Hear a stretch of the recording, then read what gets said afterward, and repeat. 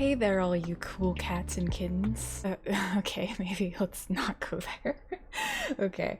Hey guys, Jaybird's here with another quick and easy tutorial. You guys loved my last tutorial on how to split a clip in Vegas Pro a ton, so today I'm gonna teach you how to split a clip in Adobe Premiere. This time it's gonna be pretty difficult, especially compared to Vegas, but I'll try my best to make it super easy for you guys. Alright, here goes. Press Ctrl and K at the same time.